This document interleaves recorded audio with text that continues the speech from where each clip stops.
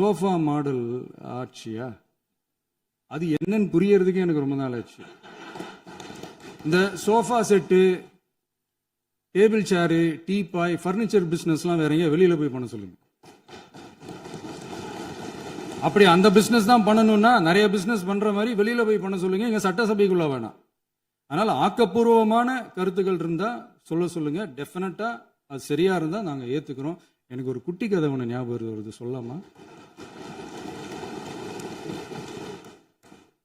ஒரு ஊர்ல ஒரு பெரியவர் வெயில் ரொம்ப ஜாஸ்தியா இருக்குன்னு சொல்லிட்டு கண்ணுக்கு மேல கை வச்சுக்கிட்டு இப்படி சுத்தி முத்தி தேடிக்கிட்டு இருந்தாராம்.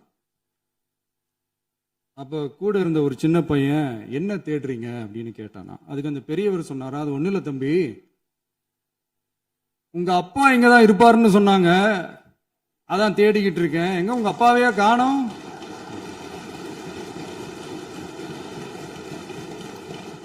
இல்ல, அந்த எங்களுக்கும் நக்கலா நையாண்டியா சம்பந்தம் இல்லாத குட்டி கதை இதெல்லாம் எங்களுக்கும் பேச தெரியும்.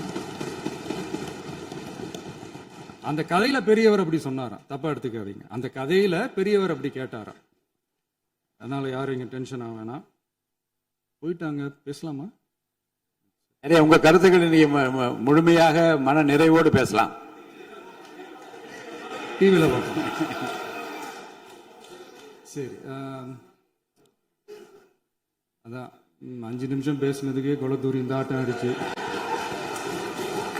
பேசுனா அப்புறம் என்ன பண்றது?